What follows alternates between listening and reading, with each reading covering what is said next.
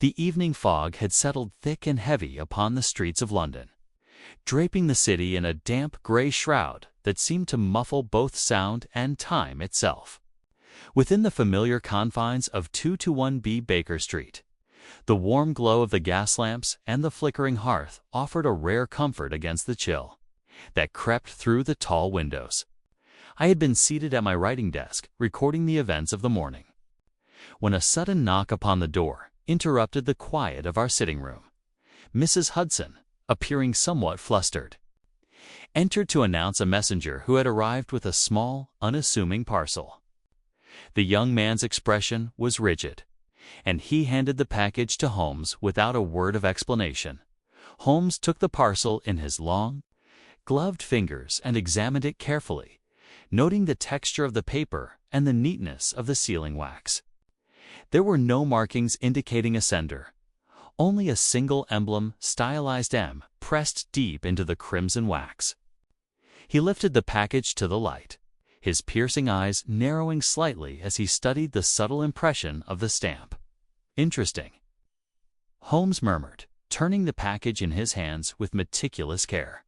"Watson, do you observe the faint abrasion along the edges of this wax seal? It is evident that it has been removed and replaced at least once." He tapped a gloved finger upon the parcel. "This is not the work of an ordinary courier or casual mischief. The sender is precise, deliberate, and possessed of considerable cunning." I leaned closer, examining the parcel as Holmes continued his quiet assessment. Despite its outward simplicity, I could sense the tension in his manner. There was something about the package's secrecy, its deliberate concealment, that conveyed a threat far greater than any ordinary letter or telegram. The mere presence of Holmes' cautious interest was sufficient to raise my own concern. "Have you any suspicion as to the sender, Holmes?" I inquired, though I already feared the answer. Holmes' eyes flicked toward me, a shadow of grim humor upon his pale features. "There are several possibilities, Watson, yet none are trivial. Observe the style of the sealing, the faint scent of the wax, and the absence of any postal markings.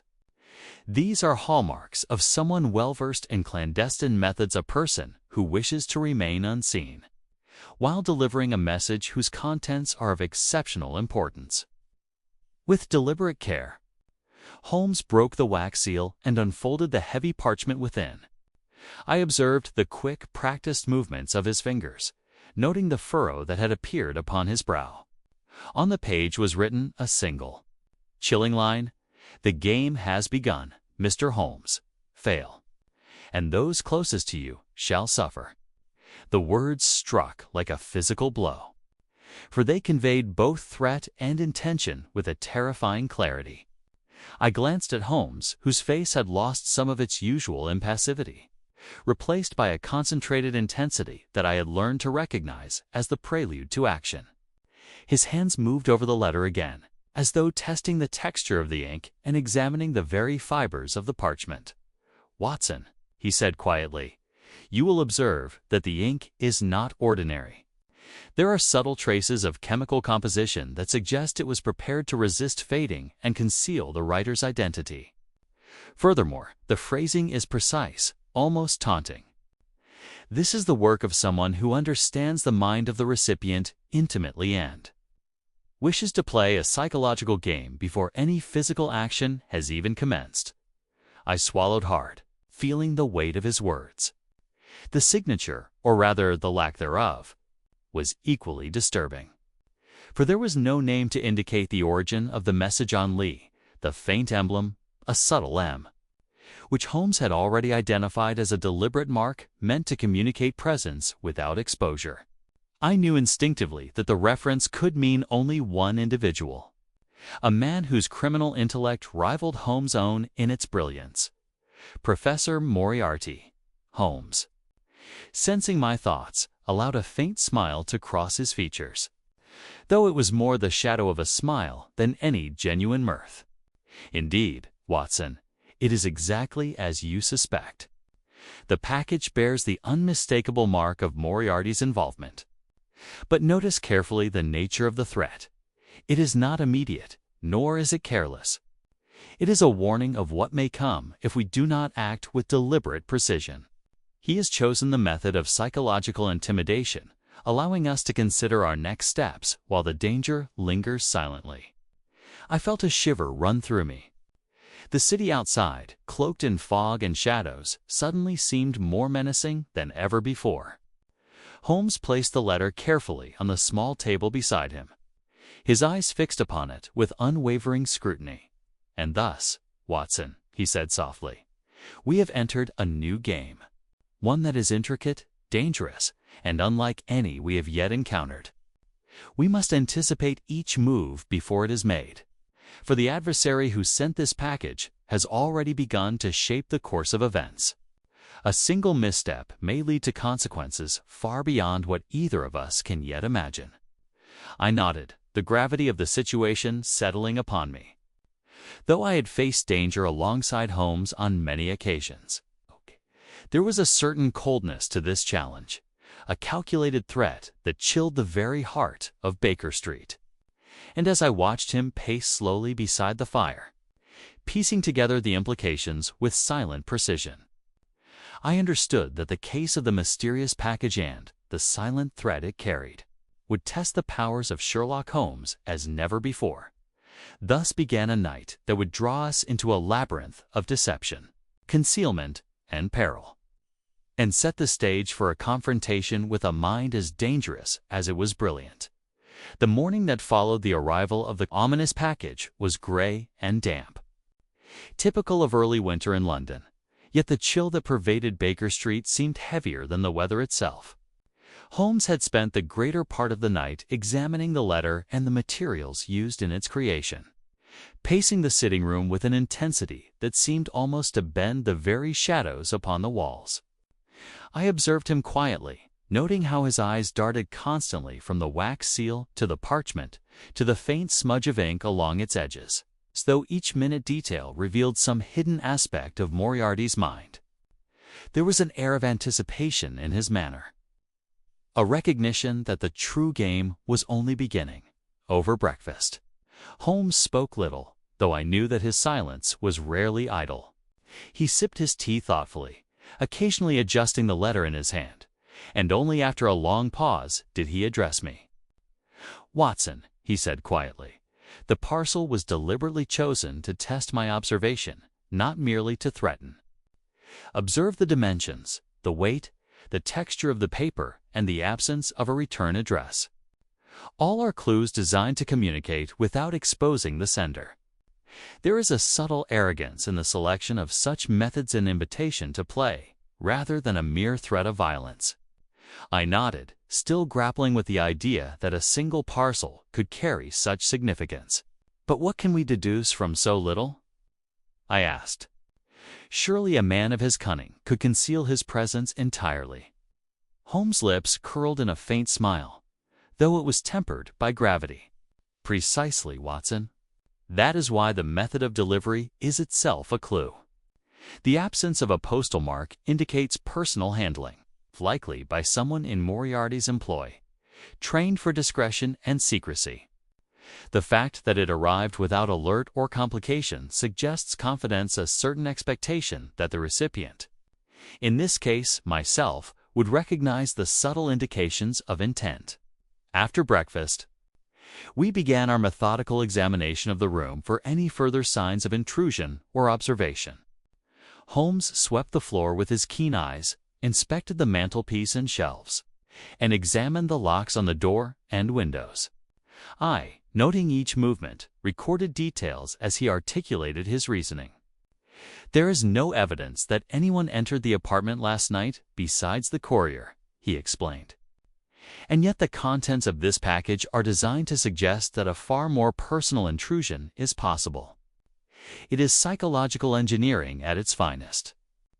Watson, the perception of threat without the immediate demonstration of force." Holmes then directed his attention to the letter once more, turning it in the light to observe its surface under multiple angles. "The ink contains traces of a compound resistant to common chemical testing," he said. "It is a precaution against forensic examination, a precaution that tells us Moriarty anticipates close scrutiny." Furthermore, the choice of words is deliberate. The game has begun. Those closest to you shall suffer. Note the phrasing, Watson. It is not a threat made in anger, but in challenge. He wishes to provoke a reaction, to draw me into his design, while concealing his actual intent. I shuddered slightly at the cold calculation implied by these words. Holmes, noticing my reaction, placed a reassuring hand upon my shoulder. Fear not, Watson.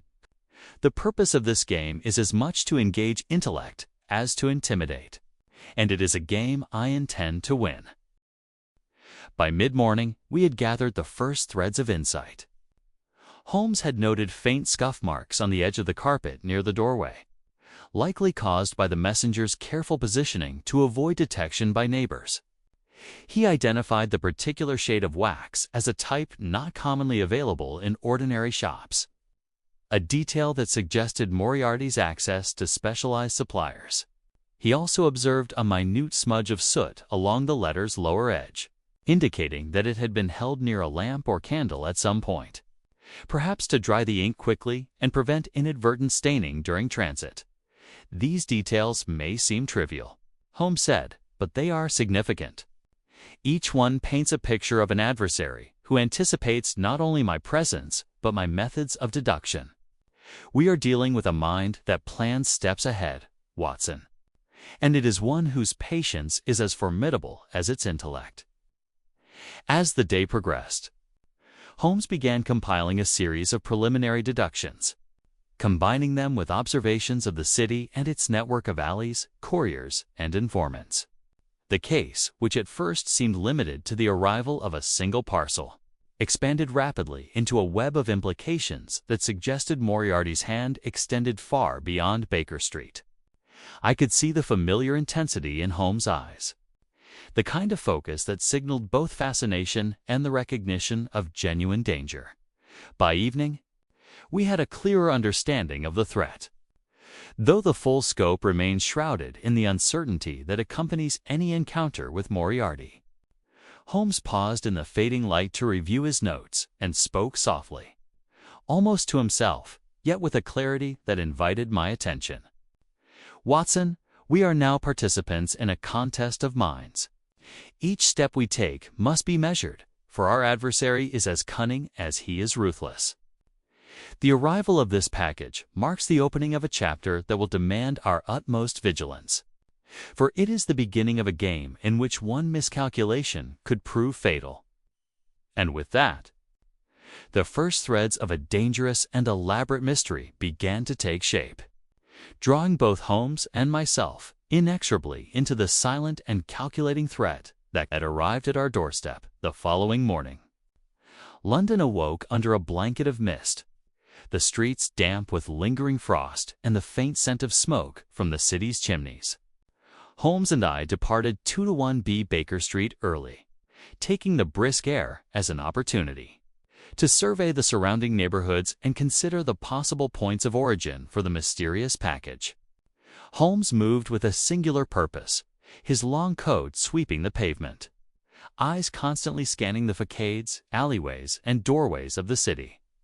To the casual observer, he appeared merely contemplative, yet I recognized in his gait the quiet urgency that accompanies a man who perceives danger more sharply than most. Our first stop was the office of the messenger who had delivered the package. The young man, a pale and nervous figure, received Holmes' inquiries with evident apprehension. Holmes, however, conducted the examination with his usual precision and discretion. He observed the man's posture, the wear on his boots, the subtle dust of coal upon his coat, and the faint trace of ink upon his fingers. "Observe, Watson," Holmes whispered as we left. "The ink upon his hands suggests that he handled documents earlier this morning, documents that passed through no other intermediary. He is a loyal servant, but one who is entirely unaware of the purpose for which he was employed." Such ignorance is typical in Moriarty's network, designed to protect the principal from exposure. We then retraced the likely route of the package, noting at each step the subtle signs left by human traffic footprints softened by frost. A small smear of mud on a doorstep, the slight disarray of a stack of newspapers that had been brushed aside.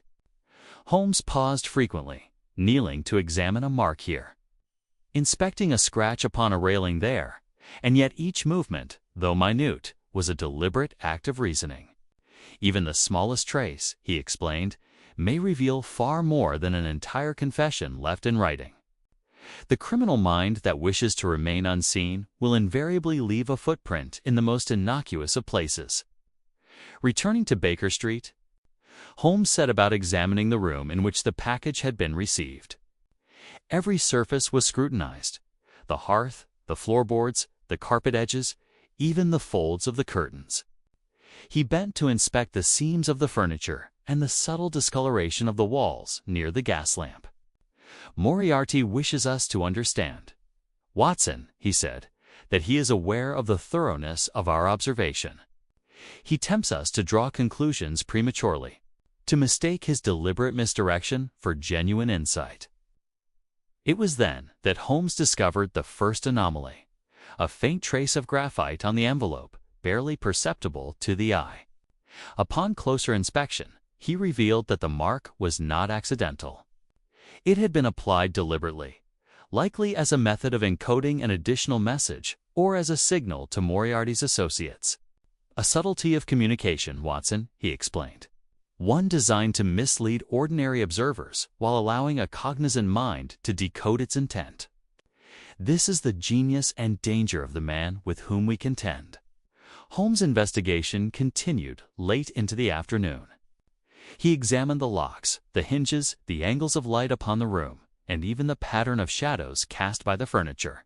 Each observation, I realized, was part of a larger mental map. He was constructing a web of potential actions, reactions, and countermeasures. Though I recorded each detail diligently in my notebook, I could not yet grasp the full significance of the minutiae that Holmes treated as vital. Finally, as twilight descended over the fog-laden city, Holmes stood upright, brushing the dust from his hands. "Watson, the initial threads have been observed, and the preliminary structure of the adversary's plan begins to emerge.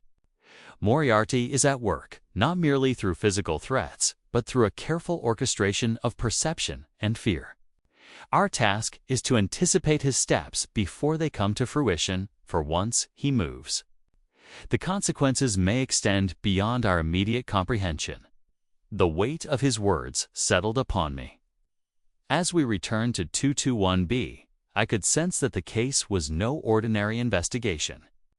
From the very first package to the intricate signs we had traced through London, it was evident that Moriarty had initiated a deliberate and complex design, one calculated to draw Holmes into a battle of intellect, patience, and foresight. And I understood, with a cold certainty, that the true danger of this case was only beginning to reveal itself by the following day. Holmes had gathered enough preliminary observations to begin forming a profile of the adversary's network, though he was careful to maintain discretion in revealing his deductions. It was clear that Moriarty, or someone acting directly under his orders, had orchestrated the delivery of the package with deliberate precision. Yet the identity of the immediate agent, someone physically involved in placing the parcel, remained uncertain. Holmes decided that the next step required not only deduction, but careful engagement with the world outside Baker Street. Holmes and I visited a nearby lodging house in Marylebone, where several couriers, known to handle discreet deliveries, were known to reside. The proprietor, a portly man with a suspicious gaze, claimed ignorance of any recent unusual deliveries. Yet Holmes' eyes, trained to detect the slightest contradiction, observed the man's hands, faint marks of sealing wax upon the fingertips, and traces of soot inconsistent with ordinary domestic labor. Holmes smiled faintly, as though confirming a subtle suspicion. "Observe, Watson, the man is attempting to appear unaware, yet his body bears testimony to a recent, deliberate task." Further inquiry led us to a young clerk employed at a nearby counting house. He had been questioned by others before us and seemed eager to provide innocuous statements. "I have not handled any special packages, sir," he insisted. Holmes, however, noted the faint impressions of writing on the inner lining of the clerk's coat pocket, marks that corresponded precisely to the size and shape of the mysterious parcel. The evidence was circumstantial, yet suggestive. The clerk was involved in the process of delivery, perhaps unwittingly, and may have been instructed by a superior unknown to him. Returning to Baker Street, Holmes reflected on the significance of these findings. "Watson," he said, "the clues point to an intermediary, someone placed deliberately between the principal and the intended recipient. It is a measure designed to insulate Moriarty from immediate detection. Yet, notice carefully, the intermediaries are rarely fully aware of the purpose of their actions. They are merely pawns in a game far larger than themselves." He paused, pacing before the fire, his eyes focused on some distant mental image. And it is precisely the cleverness of this arrangement that constitutes a first layer of misdirection. Any observer would naturally focus on the courier or clerk, assuming that one of them is the principal actor. But the true architect Moriarty remains unseen, manipulating events from the shadows. This is his hallmark: to misdirect, to entice, and to create false leads that appear plausible to all but the most discerning eye. Holmes then addressed me with quiet intensity. "We must proceed cautiously, Watson. At every turn, the apparent evidence may be a deliberate diversion. Our task is not simply to identify those who deliver the threat, but to discern the mind that directs it." Thus the day ended with our investigation entering a new phase. The immediate agents behind the package were now tentatively identified, yet the true architect remained concealed. Moriarty's skill in constructing a web of misdirection had become apparent, and it was clear that every apparent lead demanded scrutiny, for any false assumption could imperil the progress of our inquiry. The following morning, a subtle tension filled 221B Baker Street, as though the very walls were aware of the game unfolding within. Holmes had spent the previous night in contemplation, examining each detail of the package, the intermediaries we had traced, and the network of shadows Moriarty had begun to weave. I watched as he moved quietly about the sitting room, occasionally pausing to inspect the letter once more, his eyes narrowing at a crease or the texture of the parchment. There was a certain gravity in his movements, a silent acknowledgement that the true solution lay not in the obvious traces, but in the hidden, almost imperceptible elements that others would dismiss as trivial. Holmes began by reviewing the timeline of the parcel's delivery. He considered each movement: the clerk in Marylebone, the route through fog-laden streets, the placement at our doorstep. Then his gaze settled upon the seal. At first glance, it appeared a simple emblem, the stylized M pressed into crimson wax. Yet, under closer inspection, Holmes noted an inconsistency. "Watson, observe the faint impression beneath the seal," he said, pointing carefully. "Do you see it? A secondary mark almost imperceptible unless deliberately sought. It is the fingerprint of the one who handled the package before it reached our doorstep. But it is a mark placed with the intent of deception. Someone wished us to notice a T. They were counting on our inability to discern its true significance." I leaned closer, examining the subtle impression. Indeed, the mark was curious, a tiny, nearly invisible symbol etched within the wax, resembling a combination of letters, yet scrambled. Holmes traced it delicately with his finger. The first observer would assume a casual mark, Watson, a trivial flaw. Yet in truth, it is a message, signal meant for someone else. Or perhaps a clue to mislead us into focusing on the wrong intermediary. The genius of Moriarty lies precisely in this subtlety, the inclusion of a deliberate but misleading sign. He then turned his attention to the ink, holding the letter under the lamplight at various angles. The composition of the ink is notable. It contains traces of a rare chemical used to resist fading. But there is also a faint odor alcohol and resin that would have lingered only if the letter had been stored near an open flame. This suggests the sender's hand worked quickly under pressure, perhaps within a room where the flame was maintained to dry the ink immediately after writing. It is a detail that informs us not about the intermediary, but about the conditions and mindset of the true author. Holmes' eyes gleamed as he spoke, and I could sense the thrill that always accompanied his discovery of a hidden thread.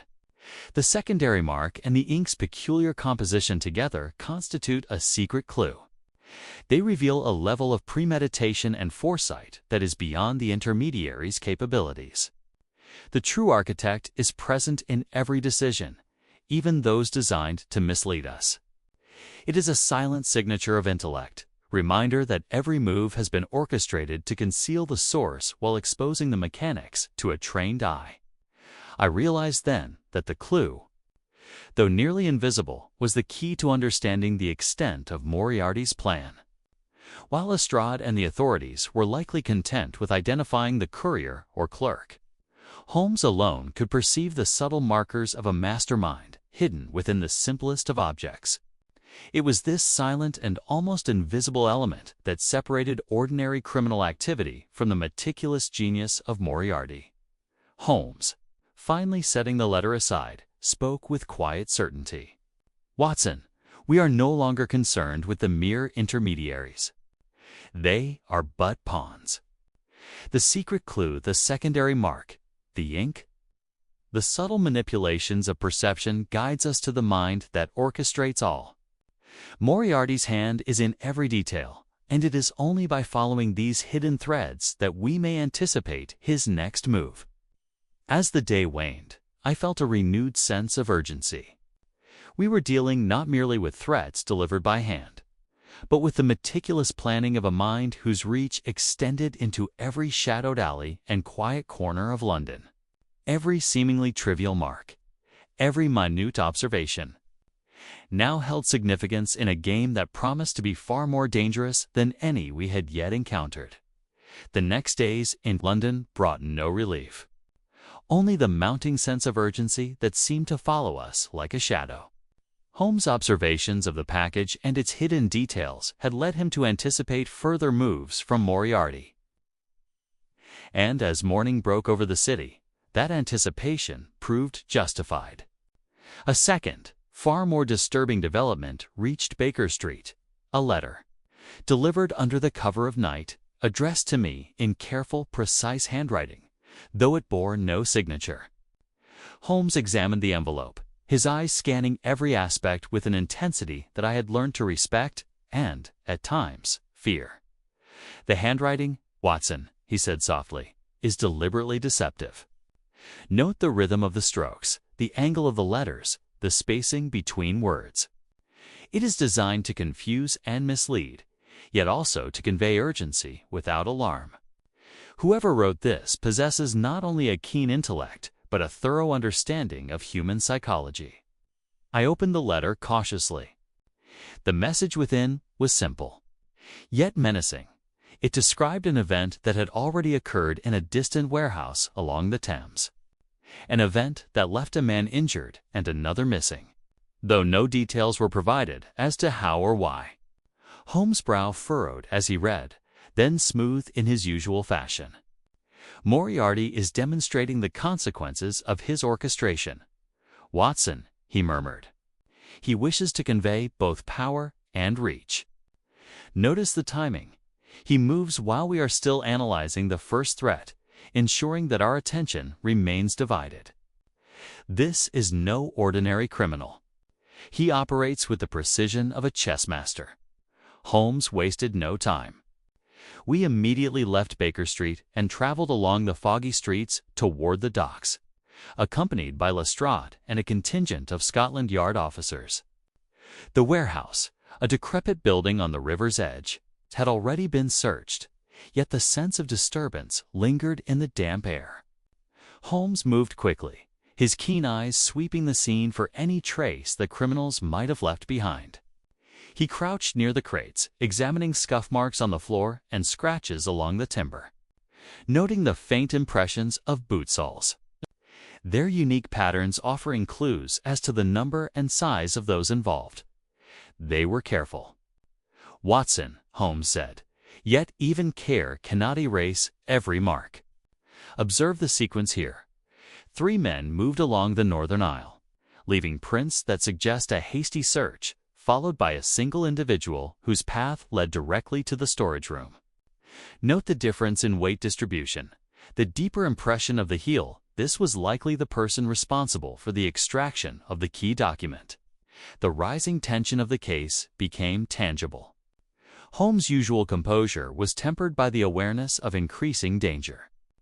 For the first time in my recollection, he seemed almost restless, moving between observations with a slightly irregular rhythm, muttering quietly to himself as he pieced together the events that had unfolded while we were still engaged with the earlier clues.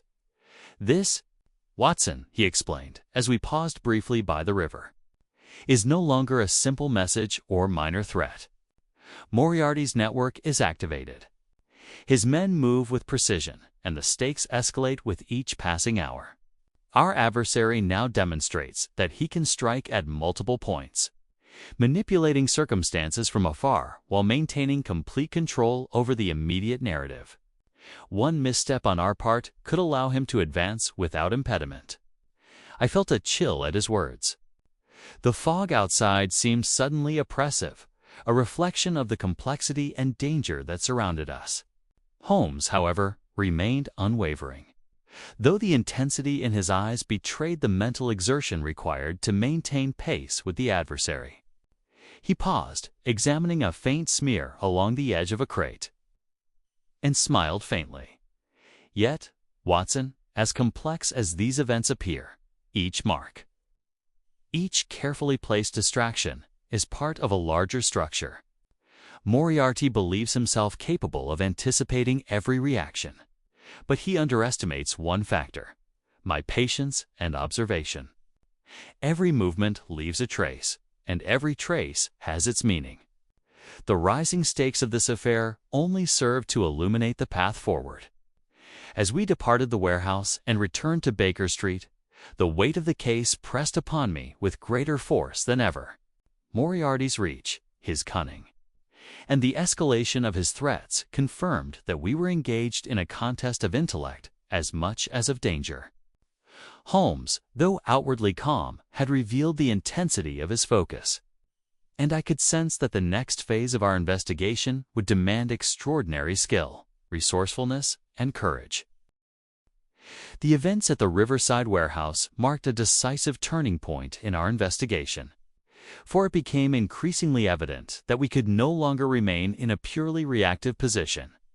The calculated precision of Moriarty's actions demanded an equally deliberate response, and it was at this stage that Sherlock Holmes resolved to abandon passive observation in favor of a carefully constructed countermeasure.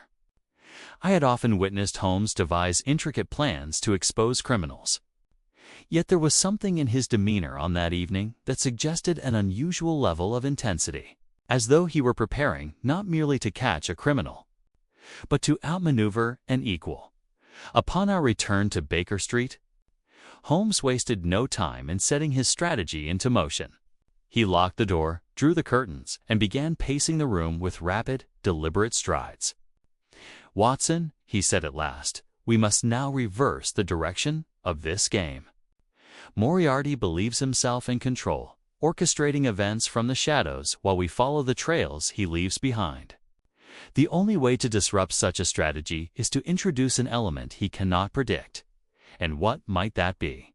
I asked, though I suspected the answer would involve one of Holmes' characteristic methods of deception. Holmes paused and turned toward me, a faint glimmer of satisfaction in his eyes. "Myself," he replied simply. Within the hour, Holmes had transformed his appearance so completely that I found it difficult to reconcile the man before me with the friend I had known for so many years, clad in the worn garments of a dock laborer. His face darkened with soot, and his posture altered to reflect the fatigue of hard physical work. Holmes became indistinguishable from the countless men who moved through London's riverfront each day.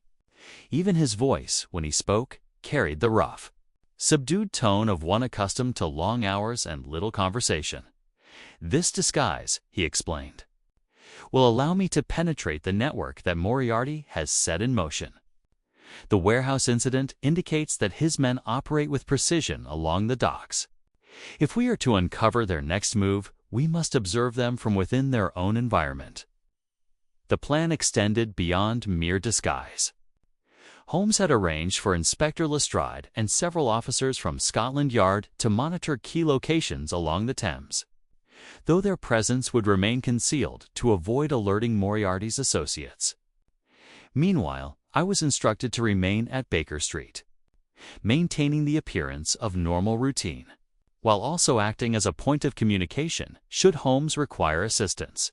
"Remember, Watson," Holmes said as he prepared to depart, "our adversary relies upon anticipation.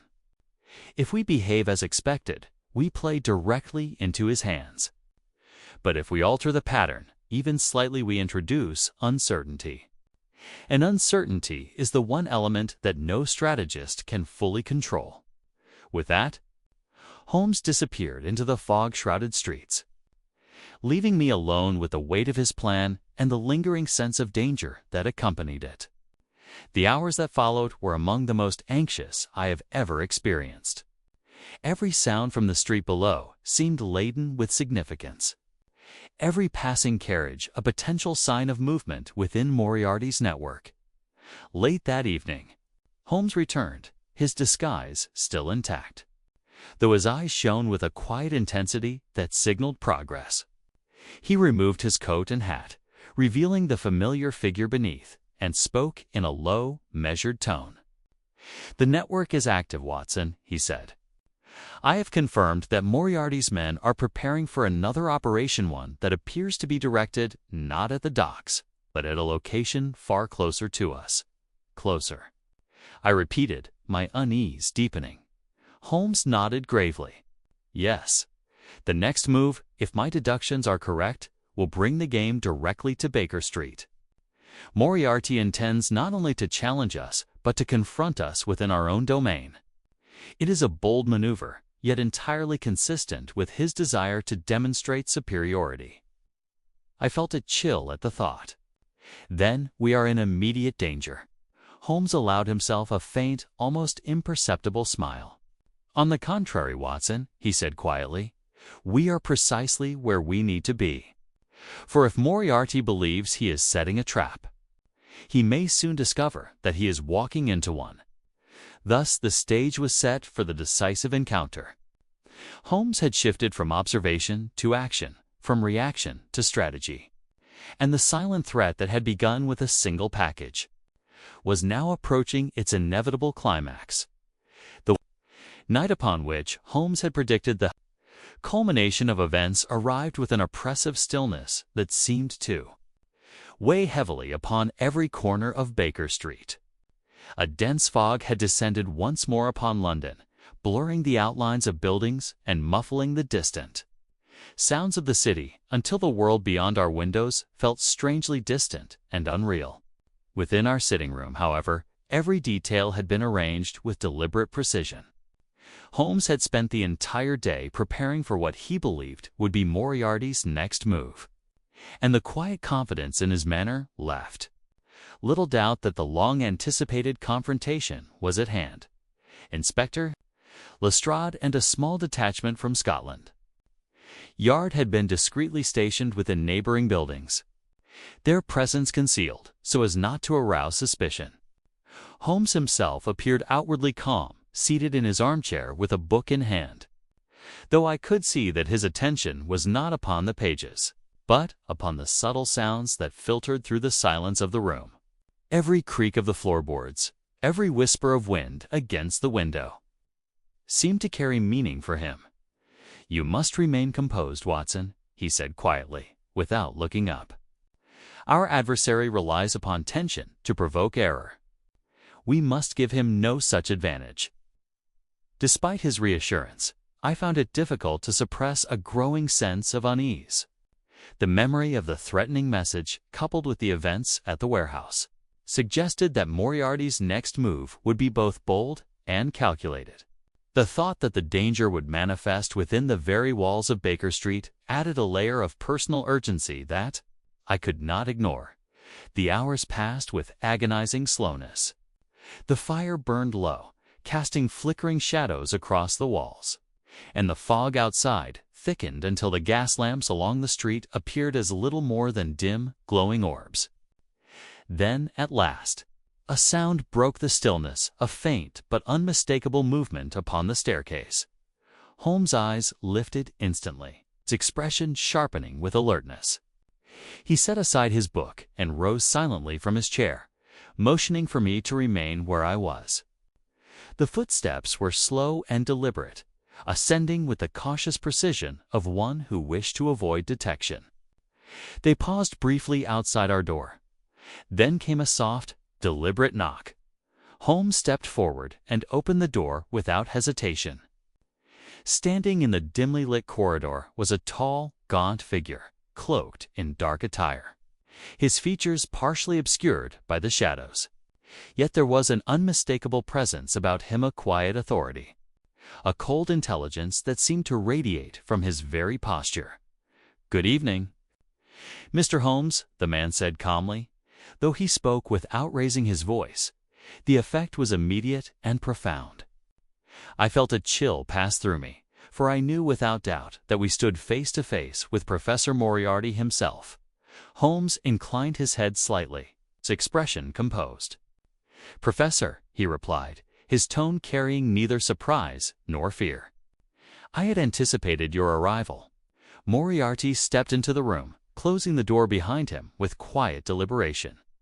His eyes moved briefly about the space, taking in every detail, before returning to Holmes. There was no sign of haste or anxiety in his manner. Rather, he appeared entirely at ease, as though he had entered a place of his own choosing. "You have followed the threads well," Moriarty said.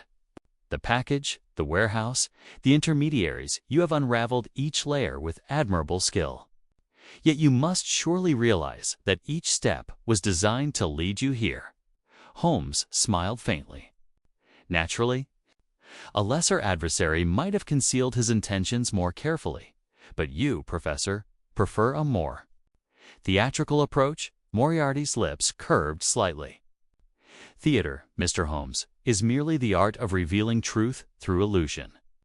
And tonight we stand upon the final act."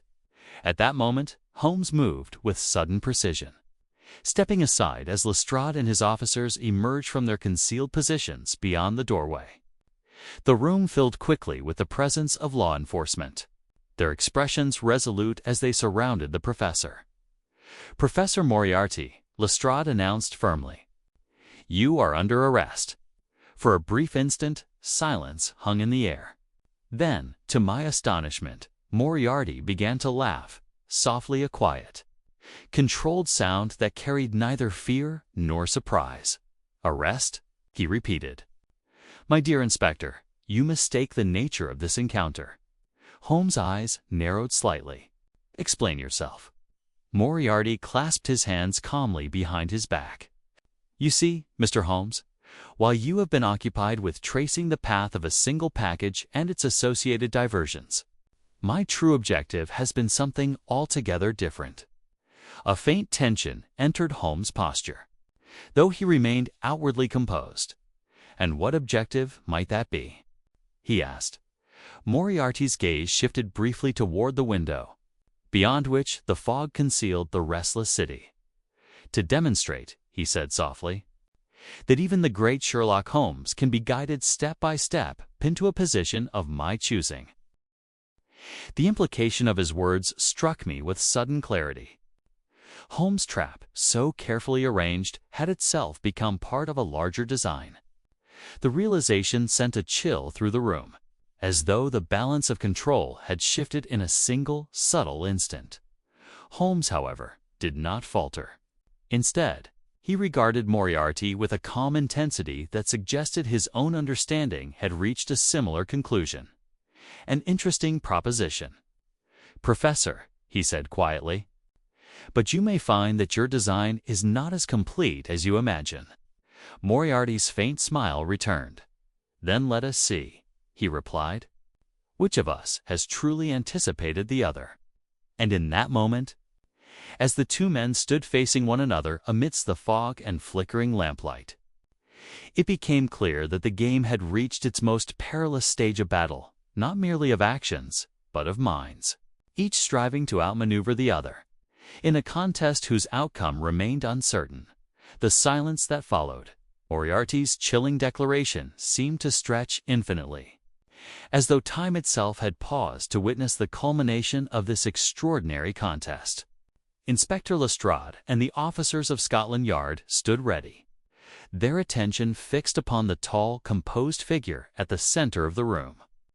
Yet despite their presence, there remained an unmistakable sense that the true conflict lay not in physical restraint, but in the intellectual duel between Sherlock Holmes and Professor Moriarty. Holmes regarded Moriarty with a calm, penetrating gaze, his expression betraying neither doubt nor urgency. "You suggest, Professor," he began quietly, "that this entire sequence of events, the package, the warehouse incident, the intermediaries, was designed not merely as a distraction, but as a means of directing my investigation toward a predetermined conclusion." Moriarty inclined his head slightly, his eyes gleaming with intellectual satisfaction. "Precisely, Mr. Holmes. Every clue you uncovered was genuine, yet each was placed within a framework of my design. I have not concealed the truth from you, have merely arranged it so that you would arrive here, at this precise moment, under circumstances of my choosing." Lestrade frowned, clearly unsettled by the implication. "You mean to say you planned your own arrest?" he demanded. Moriarty allowed himself a faint smile. "Not quite, Inspector. I've planned an encounter. The distinction is rather important." Holmes stepped forward, his voice steady and controlled. "An encounter designed to prove that you could anticipate my reasoning. A demonstration rather than an escape." "Just so," Moriarty replied. "You see, Mr. Holmes, the true measure of intellect is not merely in avoiding capture, but in shaping the actions of one's opponent. You have followed every thread I provided, interpreted every sign as I intended, and ultimately arranged this very confrontation. In doing so, you have confirmed the success of my design." For a moment, I feared that Moriarty's words might contain a troubling truth, that Holmes' careful deductions had indeed been manipulated at every turn. Yet Holmes' expression remained composed, and after a brief pause, he spoke again with quiet certainty. "And yet, Professor," he said, "you overlook one critical detail." Moriarty's eyes narrowed slightly. "Indeed." Holmes gestured toward the table where the original letter and its peculiar seal lay undisturbed. "Your plan relied upon the assumption that I would interpret your clues exactly as intended, and for the most part, you were correct. However, there was one inconsistency, one subtle detail that betrayed the true extent of your design."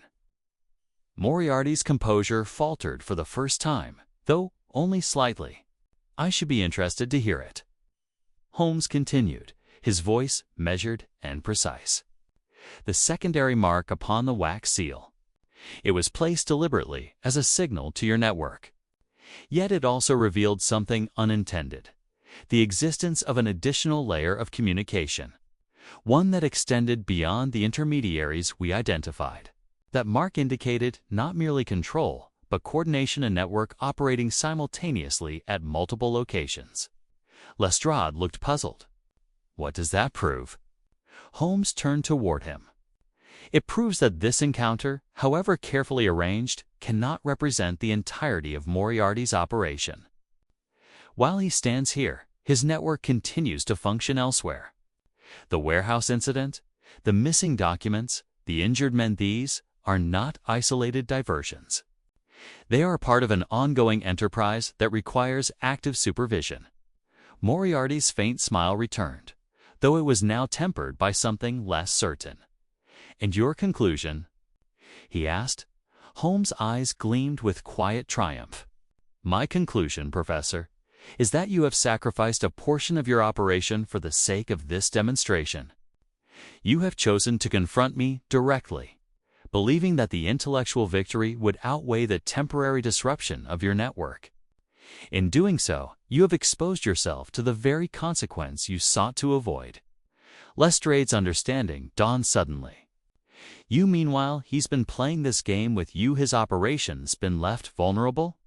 Precisely, Holmes replied. And I have already taken the liberty of informing the appropriate authorities. At that moment, one of the officers stepped forward, handing Lestrade a telegram. The inspector read it quickly, his expression shifting from confusion to astonishment. "It's from the docks," he said. "Several of Moriarty's associates have been arrested. The entire smuggling operation is collapsing." For the first time, Moriarty's composure broke ever so slightly. His eyes met Holmes with a new intensity, one that acknowledged the full extent of the reversal. "A clever maneuver, Mr. Holmes," he said quietly. "You allowed me to believe that I controlled the board, while you quietly dismantled the pieces beyond my immediate view." Holmes inclined his head. "A necessary precaution when dealing with an adversary of your caliber." Moriarty sighed softly, though there was no bitterness in the gesture, only a measured acceptance. "Then I concede this round," he said, "though I suspect our contest is far from over." Lestrade stepped forward once more, now with renewed confidence. "Professor Moriarty, you are under arrest." This time, Moriarty offered no objection. He extended his hands calmly, allowing the officers of Scotland Yard to secure them, as he was led toward the door. He paused briefly and turned back toward Holmes. "You have proven yourself, Mr. Holmes," he said. "But remember, every game has more than one round." Holmes met his gaze steadily. "I shall look forward to it, Professor." With that, Moriarty was escorted from the room, the door closing softly behind him. The tension that had filled Baker Street began to dissipate, replaced by a quiet sense of resolution.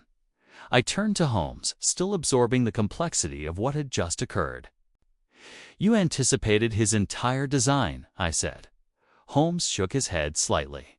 "Not entirely, Watson, but enough to ensure that his own strategy worked against him."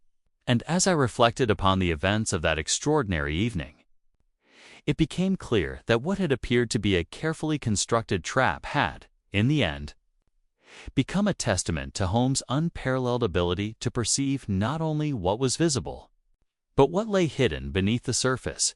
In the days that followed the arrest of Professor Moriarty, London seemed to breathe a cautious sigh of relief, though beneath the surface there lingered the awareness that the events at Baker Street had merely disturbed a far greater and more complex web.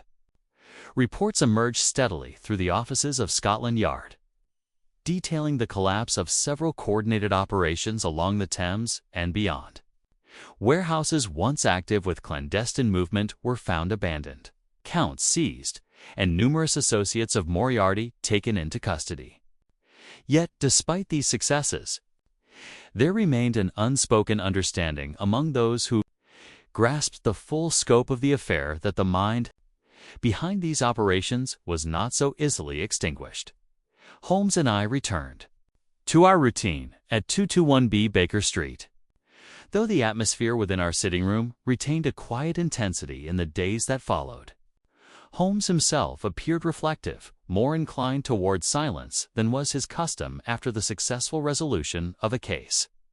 He spent long hours seated beside the window, observing the movement of the street below, or else engaged in soft, contemplative melodies upon his violin. I, for my part, devoted my time to recording the events in careful detail, striving to capture not only the sequence of occurrences, but the subtle brilliance of Holmes' deductions which had ultimately turned Moriarty's own strategy against him at last. Unable to suppress my curiosity, I addressed him directly. "Holmes," I said, "you have brought about the collapse of a criminal enterprise of remarkable scale, and yet you do not appear entirely satisfied."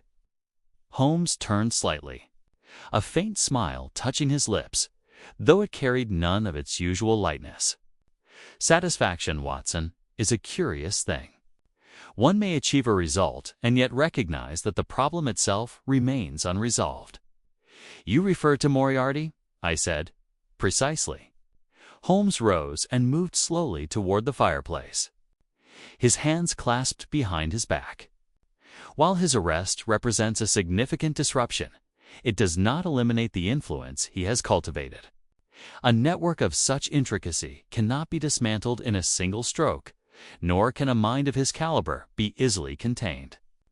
Even in defeat, Moriarty remains a factor variable in an equation not yet fully solved. I considered this, recalling the calm composure with which the professor had accepted his arrest. You believe he anticipated this outcome?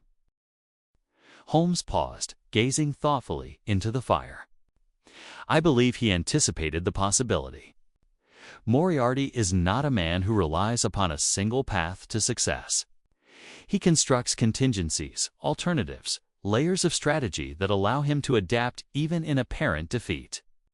The encounter at Baker Street was not merely a contest, it was an experiment, a test of boundaries. And you passed that test, I said with conviction. Holmes allowed himself a quiet laugh. Perhaps. But the true measure of such a contest lies not in a single victory, but in the continuation of the game. Moriarty sought to demonstrate that he could guide my actions. In response, I demonstrated that his guidance could be anticipated and countered. In that sense, we have reached a temporary equilibrium. The thought carried a certain gravity, yet also a strange sense of inevitability. I returned to my writing desk, noting Holmes' words with care. Aware that the events I recorded might one day serve as a testament to a rivalry unlike any other in the annals of crime and deduction, Holmes resumed his seat and lifted his violin once more, drawing from it a low, reflective melody that seemed to echo the quiet tension of unresolved conflict. Outside, London continued its ceaseless motion. The fog drifting through the streets, the lamps casting their pale glow upon the pavement. To the ordinary observer, the city had returned to its normal rhythm. Yet to those who understood the forces at play, it was clear that something profound had shifted, an invisible struggle of intellect and strategy that would not soon be concluded. After a time, Holmes lowered the violin and spoke once more, his voice calm and measured. "Come, Watson," he said, "we must not dwell excessively upon what has passed. There will be other cases, other challenges, and no doubt other encounters with minds that test our own. The work of observation and deduction is never truly complete." I closed my notebook, reflecting upon the extraordinary sequence of events that had begun with a single, silent package and culminated in a confrontation of remarkable intensity. Though the immediate danger had passed, I could not help but feel that we stood at the threshold of something. Gratura, continuing battle of intellect between two men whose abilities seemed almost perfectly matched, and, as I looked upon the calm yet resolute figure of Sherlock Holmes, I felt once more that familiar sense of admiration. For though the shadow of Moriarty still lingered over London, there remained within Baker Street a mind uniquely capable of meeting such darkness with clarity, precision, and unwavering resolve. Thus concluded the singular and unsettling affair which I have recorded under the title, "The Case of a Package from Moriarty, the Silent Threat at Baker Street."